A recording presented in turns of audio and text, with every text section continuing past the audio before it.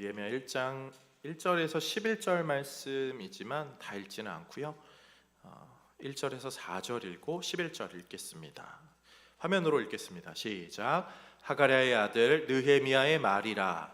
아닥사스다 왕 제20년 기슬르월에 내가 수산궁에 있는데 내 형제들 가운데 하나인 하나니가 두어 사람과 함께 유다에서 내게 이르렀기로 내가 그 사로잡힘을 면하고 남아있는 유다와 예루살렘 사람들의 형편을 물은즉 그들이 내게 이르되 사로잡힘을 면하고 남아있는 자들이 그 지방 거기에서 큰 환난을 당하고 능욕을 받으며 예루살렘 성은 허물어지고 성문들은 불탔다 하는지라. 내가 이 말을 듣고 앉아서 울고 수일 동안 슬퍼하며 하늘의 하나님 앞에 금식하며 기도하여 11절 볼게요. 주여 구하오니 귀를 기울이사 종의 기도와 주의 이름을 경외하기를 기뻐하는 종들의 기도를 들으시고 오늘 종이 형통하여 이 사람들 앞에서 은혜를 입게 하옵소서 하였나니 그때 내가 왕의 술관원이 되었느니라.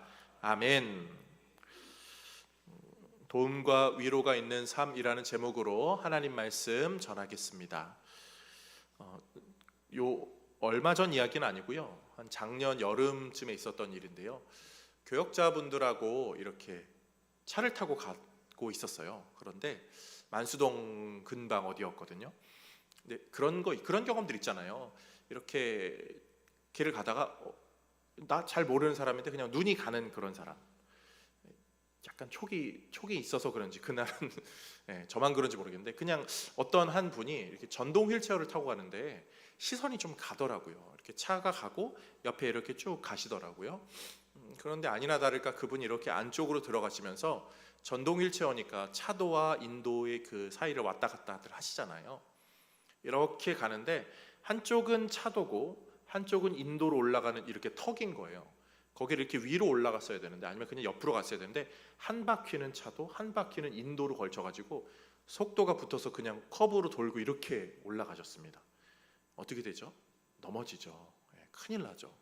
그런데 그래도 다행인 것은 제가 그거를 그대로 보고 있었거든요. 그분한테 시선이 꽂혀 있어서 그분이 넘어지는 걸 보자마자 차를 멈춰달라고 하고 그냥 잽싸게 바로 나가서 그분을 이렇게 세워드렸습니다. 다행히 크게 다치지는 않으셨어요. 그리고 그분도 그냥 갈 길을 잘 가셨어요. 뭐 대단한 이야기는 아니고 그냥 그런 일상의 한 순간이었는데요. 작은 해프닝이지만 인생에 좀 좋은 교훈이 하나 거기 있는 것 같아요. 우리는 혼자 살 수는 없어요. 누군가에게는 분명히 모두는 누군가의 도움이 필요한 순간들이 찾아오게 마련입니다. 그런데 그것이 아주 적실하게 적절한 때에 아주 작은 도움이어도 적절하게 그 도움이 딱 거기 있으면 큰 문제로 벌어지지 않고 잘 넘어가게 됩니다. 그런데 그게 그러한 적실한 도움이 없으면 큰 문제로 좀 인생에 꼬이게 되는 경우도 있죠. 그런 면에서 우리가 여기에 있는 이유는 무엇입니까? 여러 이유들 중에 하나는 하나님이 우리의 도움이시기 때문이죠. 사람이 할 수 없는 그리고 가장 적실하고 가장 중요한 도움은 우리 하나님만이 하실 수 있기 때문에 우리는 지금 그 마음으로 신앙생활을 하고 있습니다. 그 마음으로 시편의 기자는 이렇게 말해요. 시편 115편 9절에서 14절인데 함께 읽어보겠습니다. 이스라엘아 여호와를 의지하라. 그는 너희의 도움이시오 너희의 방패시로다. 아론의 집이여 여호와를 의지하라. 그는 너희의 도움이시오 너희의 방패시로다. 여호와를 경외하는 자들아 너희는 여호와를 의지하여라. 그는 너희의 도움이시오 너희의 방패시로다.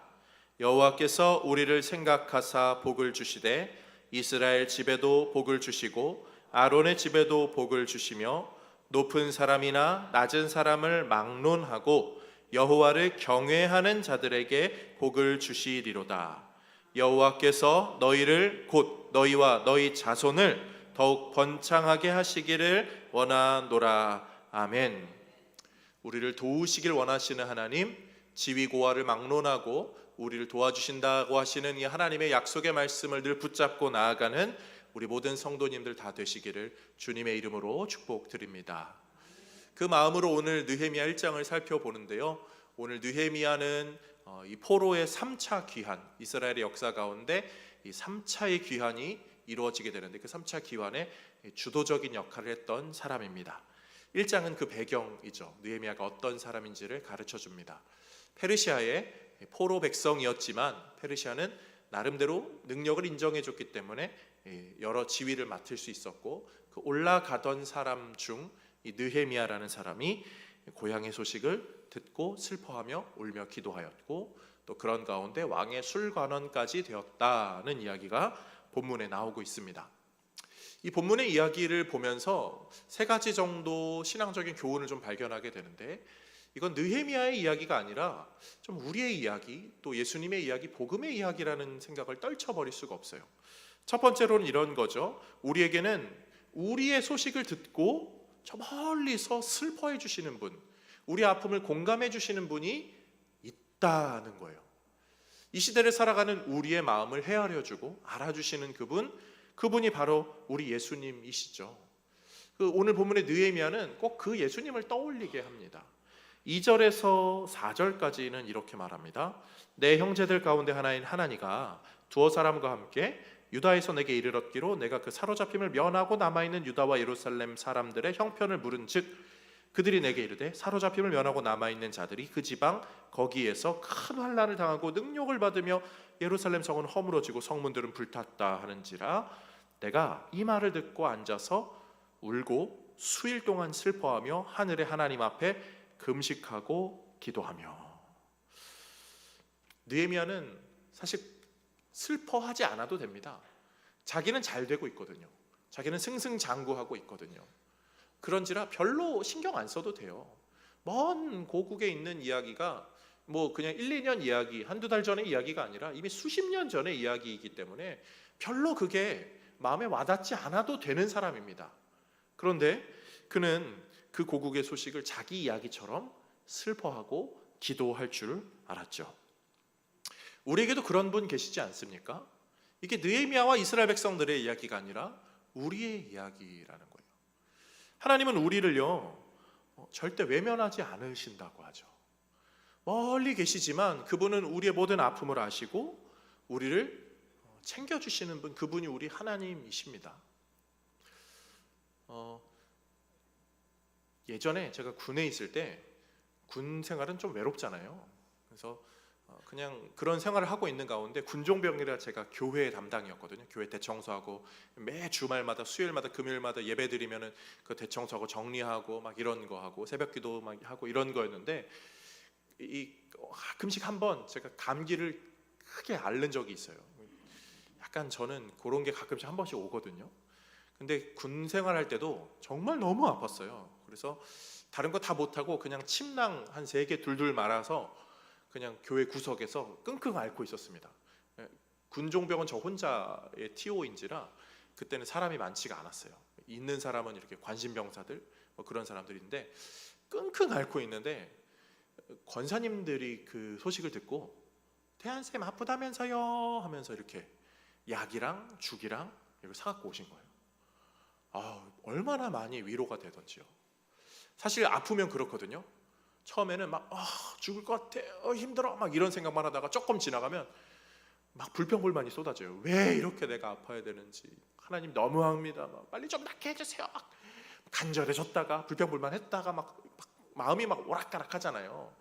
그런 가운데 그 위로의 누군가의 위로가 딱 다가오면요, 그게 참 큰 위안이 되고 잊을 수 없는 사랑을 받았다는 것으로 경험이 되어집니다. 사람은 그렇죠. 다 비슷한 경험들이 있으실 거예요. 근데 우리에게 그런 사랑이 있다는 거죠. 이 느헤미야의 본문은 다른 걸 이야기해 주지 않아요. 느헤미야가 그랬다더라 정도가 아니라 우리 예배드리는 우리에게도 그렇게 관심 가져주시고 사랑하시는 분이 계시다. 저 멀리 있지만 훨씬 더 우리를 위해서 애통해 하시고 그냥 멀리 있는 정도가 아니라 우리와 정말 가까이 해주는, 우리의 마음을 아시는, 헤아리시는 그분이 계시다. 우리는 성경을 보면서 그 예수님을, 하나님을 떠올리게 됩니다. 공감한다는 것이요 참 쉽지 않은 것 같아요. 그런 말이 있더라고요. 사람은 누군 타인의 아픔을 공감해주는 유일한 생명체다. 사람은 타인의 아픔을 공감해줄 줄 아는 유일한 생명체다. 이런 말 들은 적이 있어요. 동의하세요? 그럴 수도 있는 것 같고 아닐 수도 있는 것 같고. 저는 약간 들으면서 고개를 약간 갸우뚱했거든요. 강아지 키우는 분들은요, 그 강아지가 자신의 마음을 공감해 줍니까? 무슨 개가 뭘 해준다고 그래요, 뭐 이렇게 생각하시는 분들도 있지만, 강아지를 키우시는 분들은 자기가 아프면 강아지가 옆에 와서 낑낑거립니다. 그 자체가 위로가 돼요. 이렇게 하니까 좀 이런데, 이렇게 하잖아요. 강아지 옆에 와서 낑낑거리고. 주인이 기분이 좋으면 어떻게 하죠? 강아지가 막 돌아요. 그리고 막 꼬리를 막 살랑살랑 흔들거든요. 때로는요, 강아지가 사람보다 더 나은 것 같을 때가 있어요. 오히려 사람이요, 공감을 잘 못하는 것 같기도 해요. 네. 사람이 공감을 잘 합니까, 못합니까? 뭐 이제 물어봐서 뭐 합니까? 네. 이 화상, 우리 집 왼수는 공감 하나도 못해, 막 이러신 분들도 있을 거고, 이런저런 다양한 마음이 있겠지만, 사람이 공감을 잘 하기도 하지만 공감을 잘 못하는 이유 중에 하나는요, 사람이 망각하기 때문이죠. 막 잊어버려요. 이런 거죠. 우리 예전에 뭐 몇 해 전에 이제 러시아와 우크라이나 전쟁이 일어났을 때, 어째서가나 이러면서 막 그런 영상들 안타까워하고, 어떻게 저 사람도 어떻게 불쌍해서 어떻게 했던 분들이 지금은 어떻죠? 전쟁 언제 끝난대? 진짜 너무 오래 하네. 아무렇지도 않게 얘기합니다. 좀 약간 그 부분이 무뎌진 거죠. 시리아 대지진 막 일어났을 때요, 터키 대지진 일어났을 때, 저 건물 무너지는 거, 사람 저기서 시체 나오는 거 보면 어떡해, 막 이랬던데, 지금 우리 별로 그런 거 생각도 안 해요. 그럼 그냥 쉽게 잊어버립니다. 타인의 아픔에 대해서 우리는 공감하는 것 같지만 너무나 쉽게 잊혀지기 때문에 별로 그렇게 공감을 잘하는 존재는 아닌 것 같아요. 심리학적으로는 이 개인차가 좀 있다고 하죠. 인지 평양이 좀 있다고 해서 사람마다 좀 느끼는 게 다르고 이렇게 좀 생각하는 게 좀 달라서 별로 공감이 잘 안 된다고들 합니다. 성경에 그런 거 있잖아요. 요셉이 팔려갑니다. 그러면 사실 요셉의 형제들은요, 사람도 아니잖아요. 진짜 어떻게 형제를 그렇게 팔아버려요? 형제를 팔았으면 마음이 좀 찔려가지고, 어떻게 그래도 밥은 먹고 사나? 좀 누굴 좀 보내서 좀 알아보았다더라. 이런 구절 하나도 없어요. 그냥 잘 먹고 잘 산 거죠. 시원하다 이 마음으로 살았던 것 같아요. 왜 그러냐면, 요셉의 아버지 야곱이 그렇게 요셉 때문에 사랑했는데 잃어버린 아들 때문에 괴로운 시절을 오랫동안 보냈다고 하잖아요. 죽은 줄로 알았다고요. 그러면 얼마나 아버지가 가슴이 찢어지는 것 같았겠어요. 그 모습을 다른 아들들이 그대로 보았을 터인데도 아무런 뭐 액션이나 그런 얘기가 없어요. 정말 매정한 거죠. 정말 냉혈한인 것 같아요. 사람은요, 공감 잘 못합니다. 이렇게 말하면 제가 냉혈한 같죠. 그래서 근데 우리가 공감을 하기는 합니다. 근데 누구를 공감하죠? 사랑하는 사람들을 공감해요. 그래서 부모는 자식이 아프면 내가 아픈 것 같아요. 부부는 배우자가 힘들면 자기가 힘든 것 같고, 그런 사랑하는 사람에 대한 공감은 있습니다. 그런데요, 우리가 다른 사람에 대한 공감 능력은 현저히 떨어져요. 근데 우리의 마음속에 있는 죄성은요, 사랑하기에 특화되어 있지 않아요. 누군가를 더 쉽게 미워하기에 특화되어 있습니다. 그래서 말 한마디라도요, 한마디 잘못 던졌다가 순식간에 원수가 되는 사람들이 있어요. 그러면 그 사람은 더 이상 사랑하지 않아요. 증오하고 미워하고 그럽니다. 그런 사람들의 아픔, 꼴 좋다 이렇게 말하지, 어떻게 하나 이렇게 공감하려고 하는 그런 성향 우리한테는 없습니다. 우리는 공감을요, 조금밖에 못하는 존재예요. 안 하지는 못하고 못하지는 않지만 조금밖에 못하는 존재입니다. 그래도 우리가 공감을 할 수 있는 비결 중에 하나는요, 경험이 있으면 좀 공감을 하더라고요. 이런 거요.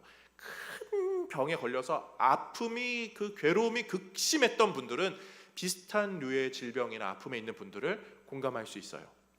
나도 그런 아픔, 어려움 겪어봤어. 얼마나 힘들어?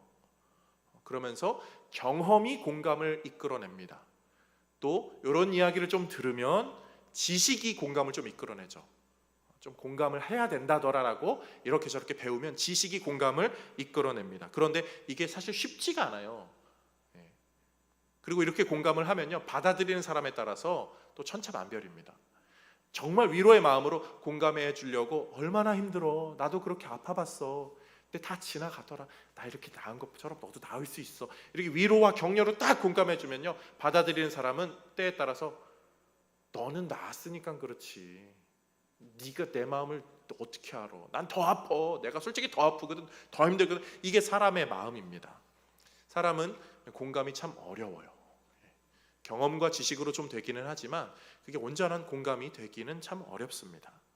그런데 제가 이 이야기를 드린 이유는 우리가 받은 공감, 우리의 아픔을 아신다라고 하시는 하나님은 어떠냐는 거죠. 하나님은요, 우리를 위하여서, 우리를 사랑하셔서, 그냥 적당한 존재가 아니라 우리를 사랑하셔서 우리의 정말 아픔을 너무나 잘 공감해 주시는 분일 뿐더러 자신이 직접 사람의 몸을 입고 이 땅에 오심으로 우리와 아픔을 동일하게, 아니 더 극심한 고통들을 겪으셨죠. 그분은 십자가에 달려 죽으셨어요. 십자가의 고통은 그냥 여기 찔리는 정도가 아니라 아주 숨이 막히고 쇼크가 오고 온몸이 고통으로, 그리고 발에 창에 찔린 이 못과 창은 정말 인간의 아주 극심한 고통이라고 하잖아요. 그분은 그걸 경험하셨기 때문에 우리의 아픔을 공감하실 수 있어요. 심적으로 그분은 가족들에게, 형제들에게 인정받지 못했어요. 제자들이 배신했습니다. 사람들이 한참 좋아한다고 막 하였다가 하루아침에 손가락질하면서 욕하는 그러한 아주 심리적인 고립감까지도, 심지어 하나님께도 버려지는 그 고립감을 예수님은 경험하셨죠. 그런 경험이 있으셔서 우리의 아픔을 전혀 모른다라고 하실 수 없어요. 그분은 우리 아픔을 알아도 너무 잘 아시죠. 그래서 사람에게는요, 사람의 공감보다 하나님의 공감이 훨씬 더 유익합니다. 그런 면에서 사랑하는 성도님들, 아프고 힘들 때, 아프고 힘들수록 하나님께 나와 구하시는 우리 모두가 되기를 주님의 이름으로 축복드립니다. 그래서 우리가 그런 찬양 많이 부르거든요. 나의 등 뒤에서 나를 도우시는 주. 우리 잠깐 한번 불러볼까요? 나의 등 뒤에서 나를 도우시는 주, 나의 인생길에서 지치고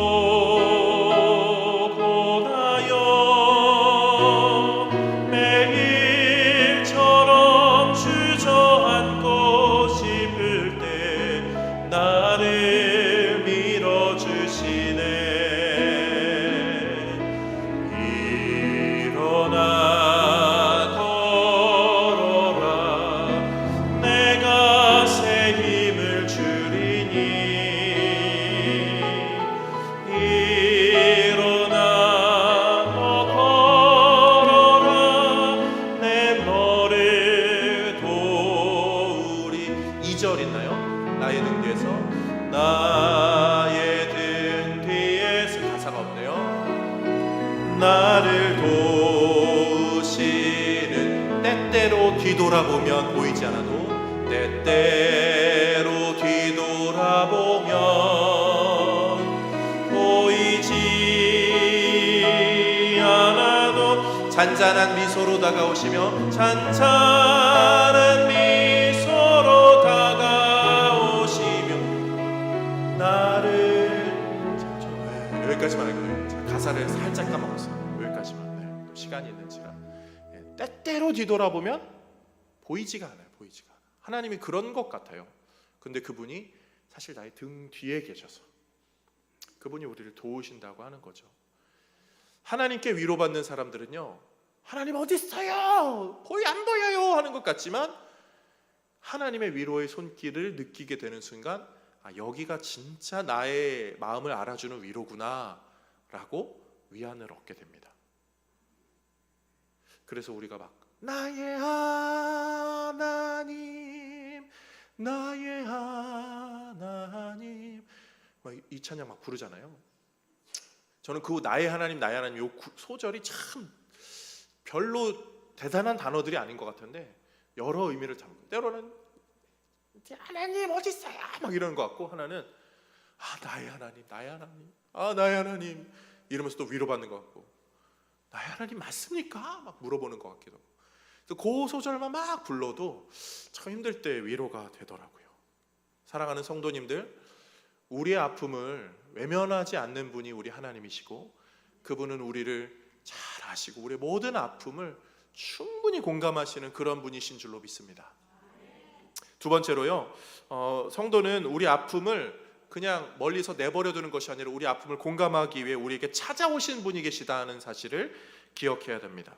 오늘 본문 이 느헤미야의 1장은요, 1절은 이렇게 말하고 있어요. 하갈의 아들 느헤미야의 말이라 아닥사스다 왕 제20년 기슬르월에 내가 수산궁에 있는데, 이 기슬르월은 그냥 달의 이름입니다. 1월, 2월, 3월, 4월 이런 것처럼 내가 수산궁에 있는데, 수산궁입니다. 수산궁은요 페르시아의 4대 수도 중 하나이고요, 예루살렘과는 한 1500km 정도 떨어져 있습니다. 목사님 저쪽 방에 있는 것 같아요. 그 예루살렘과 한 1500km 정도라고 하면 지금 저희에게 1500km라고 해도 사실 먼 거리잖아요. 거기 어떻게 갑니까? 그런데 느헤미야가 간 거예요. 그 먼 거리라고 해서 마다한 것이 아니라 간 거죠. 우리에게 사실 그런 분 있잖아요. 먼 거리라고 못 가겠다 한 것이 아니라 찾아오신 분, 저 하늘 가장 높은 곳에서 가장 낮은 우리에게 찾아오신 분, 그분이 우리 예수님이십니다. 누가 찾으시네요. 괜찮아요. 급하신가요? 물리적인 거리뿐만이 아니라 심적으로, 육적으로 아주 모든 상황에서 가장 멀리 떨어져 있는 분이 우리 하나님이신데, 그분이 우리에게 찾아오셨다고요. 잠깐 멈추죠. 중요한 전하면 나가서 받으셔도 될 것 같아요. 감사합니다. 하나님이 누구를 찾아오시죠? 그 본문이 이제 2절에서 3절에 나옵니다. 함께 읽어보겠습니다. 내 형제들 가운데 하나인 하나니가 두어 사람과 함께 유다에서 내게 이르렀기로 내가 그 사로잡힘을 면하고 남아있는 유다와 예루살렘 사람들의 형편을 물은즉 그들이 내게 이르되 사로잡힘을 면하고 남아있는 자들이 그 지방 거기에서 큰 환난을 당하고 능욕을 받으며 예루살렘 성은 허물어지고 성문들은 불탔다 하는지라. 아멘. 누구냐면요, 남아있는 자들 그리고 환난을 당한 자들, 이렇게 크게 둘로 나눌 수 있습니다. 느헤미야는 그런 사람들에게 간 거예요. 남아있는 사람들, 환난을 당한 사람들. 이 남아있다는 표현은 성경에서 그냥 지나칠 수 없는 단어들이죠. 하나님이 늘 찾으시는 사람, 기다리는 사람들. 하나님이 이 땅 가운데 누군가를 찾으신다면 그 사람들은 누굴까요? 남은 사람들, 기다리는 사람들. 예수님도 이 땅에 오셨을 때요, 그 낮은 자리에 있는 사람들에게 찾아오셨어요. 신앙으로 견디는 사람들, 남은 사람들. 이 시대에 하나님이 쭉 감찰하신다고 보세요. 어디에 하나님의 시선이 머물까요? 남아있는 사람들, 연약한 사람들입니다. 그리고 그런 사람들이 모인 곳이 교회죠. 세상이 교회에 대해서 여러 가지 악평들을 많이 쏟아놉니다. 그렇지만 여전히 그 교회들에는 여전히 눈물로 하나님께 갈구하는 연약한 또 남은 자들이 이 땅 가운데 있어요. 그래서 교회가 소망이라고 하는 거죠. 교회 부족한 모습들, 부끄러운 모습들이 있을 수도 있습니다. 그렇지만 우리는 거기가 아니라 여전히 교회에 그런 사람들이 모여 있다는 것, 연약하고 하나님을 찾고 간절히 붙잡는 그런 사람들이 모여 있기 때문에, 또 내가 그렇게 모여야 할 곳이 교회이기 때문에 우리는 교회에 오는 거예요. 하나님은 그리고 거기에 하나님의 시선을 두고 있기 때문이죠. 다른 데서 도움 구할 필요 없습니다. 다른 데서 도움 구할 수도 없어요. 세상은요 이미 기울어진 운동장이라고 하잖아요. 거기서 우리가 아무리 잘 달려봤자 좋은 성과를 낼 수 있습니까? 세상이 우리에게 말하는 건 희망 고문이에요. 저는 그렇게 너무 그럴 수밖에 없는 것 같아요. 누군가 몇몇 잘 되는 사람들의 소식이 막 기사화되고 뉴스로 들려올 수는 있습니다. 그렇지만 그거는 정말 특출난 몇 명뿐이죠. 아주 재수가 좋은 몇 명일 뿐이죠. 대다수는 그렇지 못하다는 반증이기도 하고요. 아예 출발선이 좀 다른 것 같아요. 불공평함이 가득한 것이 이 세상인 것 같아요.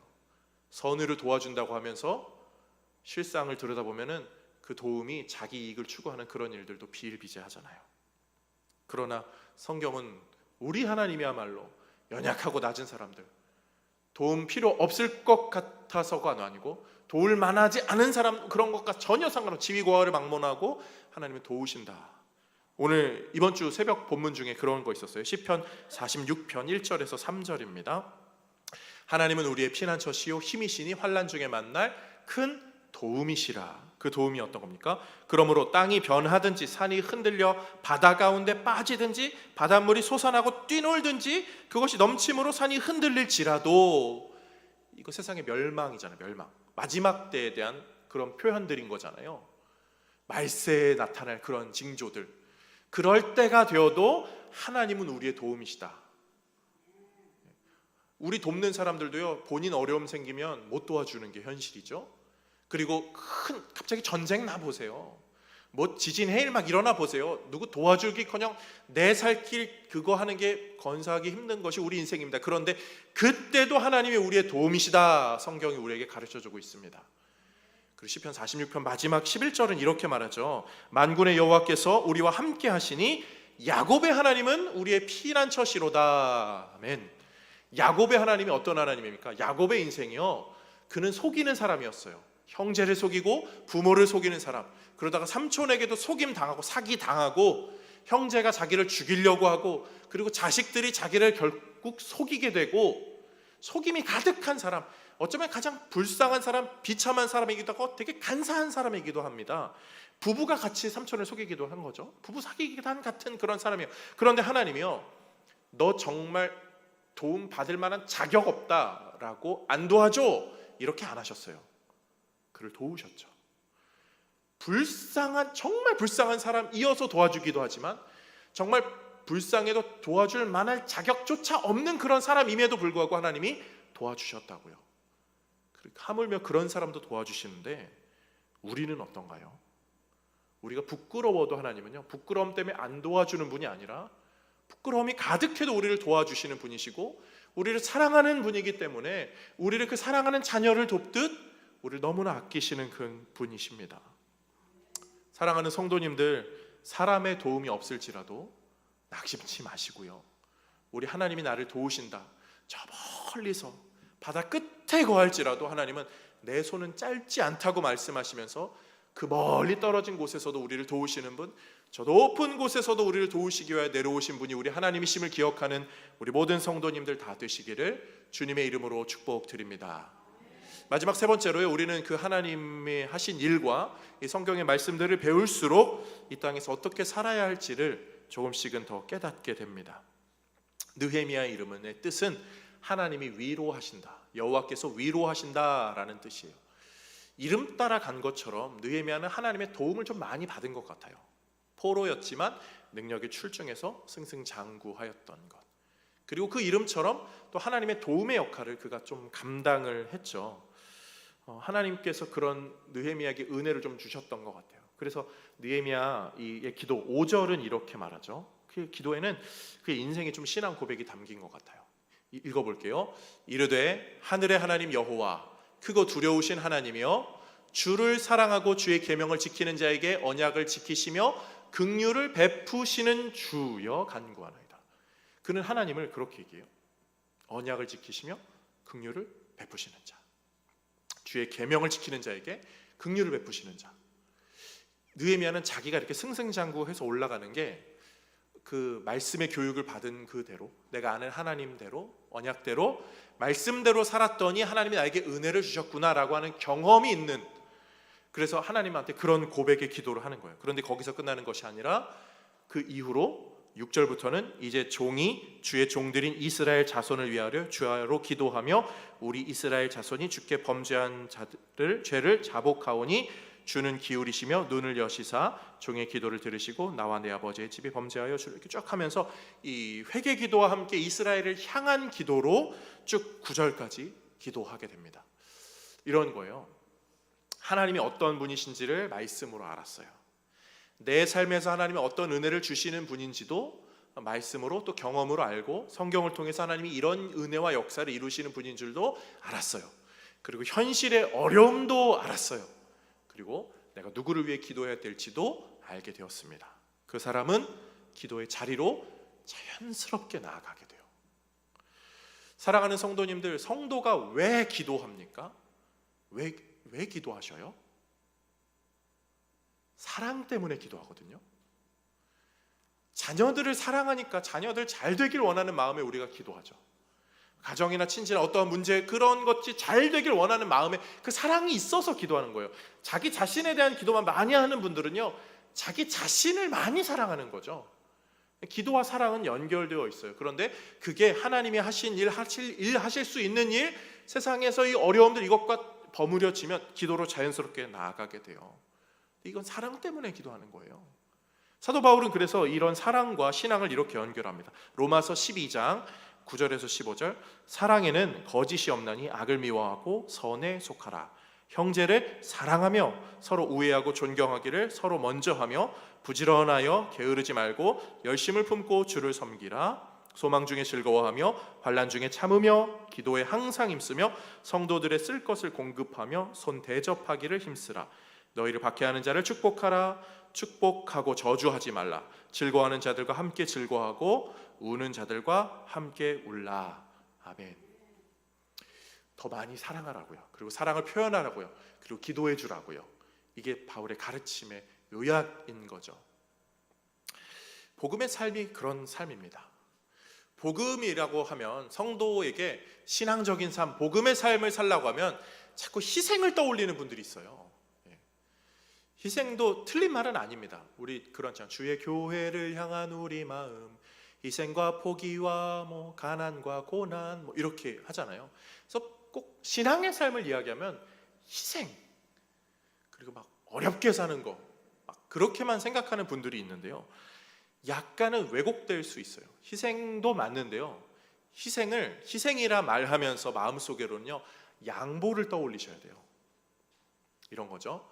기독교인이라고요, 지질이 궁상 떨면서 다 그냥 퍼주고 막 일부러 막 더 괴로움을 막 자처하는 그런 게 복음의 삶이 아니라요, 기독교의 복음의 삶은 내가 받을 수 있는 유익, 내가 누릴 수 있는 유익을 내가 지금 안 누려도 되니까, 잠깐 참을 수 있으니까 이 유익을 다른 사람들에게 양보하는 거예요. 그러니까 복음의 삶은 내가 지질이 궁상 떠는 걸로 증명되는 것이 아니라 내가 양보했을 때 이 사람이 유익을 누리게 되면 이게 복음인 거죠. 그 사람에게는 정말 좋은 소식, 복음이 되는 거죠. 그래서 복음은 희생이 아니라 양보가 들어가야 한다는 걸 우리가 좀 기억하셔야 돼요. 그러면 내가 양보하면요, 이 사람은 반드시 유익을 누려요. 내가 양보하였기 때문에. 내가 못 누려도 누군가는 유익을 누리는 게 성도의 삶입니다. 그래서 교회가 교회다운 건 교회와 연결된 누군가가 유익을 누리는지 안 누리는지 이걸로 증명이 되어야지, 교회가 지질 궁상 떤다 막 이런 게 아니라 유익을 잘 누리고 있는가를 점검하는 거, 그리고 내 삶이 그렇게 이어지고 있는가를 점검하는 게 중요합니다.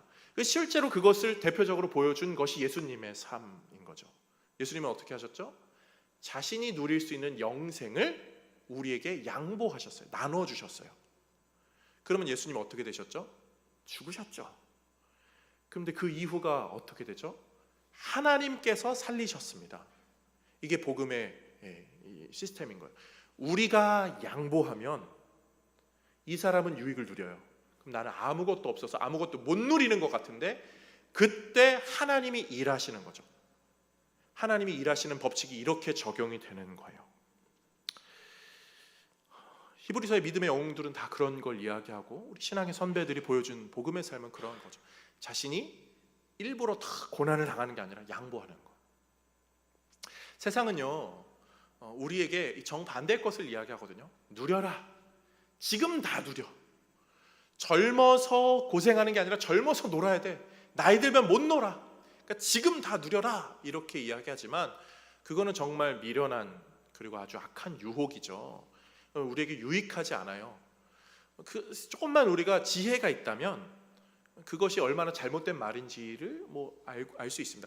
우리도 그렇고, 믿지 않는 사람들도 그런 분들도요, 지혜가 있는 분들은요, 지금 다 누려라 이런 말을 절대 따르지 않아요.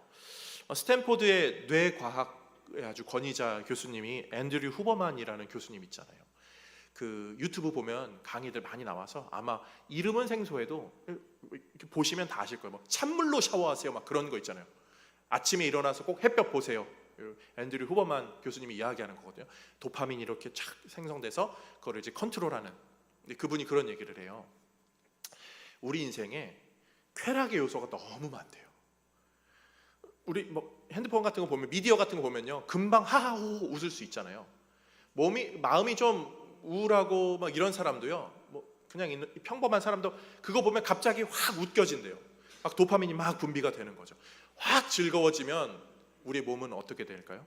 작용 반작용에 따라서 확 식어버립니다. 쾌락이 많은 시대인데 쾌락이 많은 만큼 역치로 우울도 많아요. 이 시대의 우울증이 그렇게 많은 이유가 그런 이유들이 있다 이야기하더라고요. 그 교수님이 이야기하는 게, 그래서 우리가 해야 될 거는 빨리 즐거워지려고 하는 이것을요 좀 뒤로 미루라고요. 그래서 이거를 우리가 의도적으로 좀 컨트롤할수록 확 이렇게 되는 것들도 이렇게 될 수 있다고. 이게 뇌과학의 계통의 이야기고요. 우리 일상에서도 그게 어떻게 적용이 되냐면 이런 거죠. 아이들에게 공부하라고 시킵니다. 이런 거 하면 다 자꾸 제 얘기하는 것 같아서. 공부하라고 시키면 아이들이요 공부 안 하고, 지난주에도 말씀드렸지만 청소만 하죠. 청소만. 책상만 막 정리하고. 왜 그러죠? 공부는 힘든 일이에요.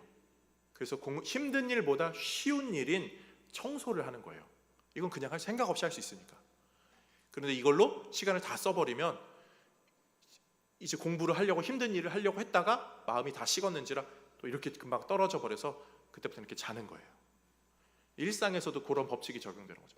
그렇지만 공부를 해야 될 때 그 힘든 일을 다른 거, 쉬운 거를 먼저 선택하는, 어려운 거를 포기하고 쉬운 거를 선택하는 이 습성을 버리고 어려운 거를 도전하고 끊임없이 끈덕지게 붙어 있으면 거기에 집중력이 생기고 거기에 열매로 이어지게 되는 거죠. 그게 이 기쁨을 뒤로 미루는, 지금은 힘든 걸 감당하는 그런 거죠. 일상에서는 그렇게 적용이 되고요. 인문학적으로는 그걸 뭐라고 그러죠?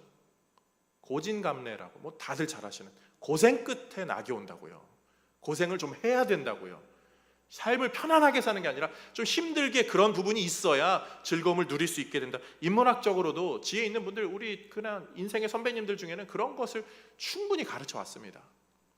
그런데 과학적으로, 뭐 일상적으로, 뭐 지혜적으로, 인문학적으로 그런 것을 훨씬 뛰어넘는 우리 성경은 뭐라고 말하죠? 비슷한 이야기인데요. 성경도 분명히 그걸 이야기해요. 마가복음 13장 13절 마지막 부분은 이렇게 말해요. 모든 사람에게 미움을 받을 것이나 끝까지 견디는 자는 구원을 받으리라. 끝까지 견디라고요.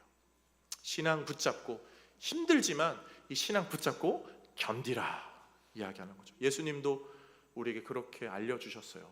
십자가 없이는 영광이 없다고요. 이 가시관 없이는 영광의 면류관이 없다고요. 사도 바울도 그 마음으로 이렇게 살았죠. 로마서 8장 18절, 생각하건대 현재의 고난은 장차 우리에게 나타날 영광과 비교할 수 없도다. 아멘. 우리가 참고 견디고 양보하고 희생하면 그것은 소멸되는 것이 아니라 오히려 그 영광의 때를 우리가 더 기쁨으로 마주하게 되고요. 지금 우리가 그렇다고 해서 이 순간을 못 누리게 되느냐? 아니라고 했죠. 우리 하나님이 그 부분은 채우신다고요.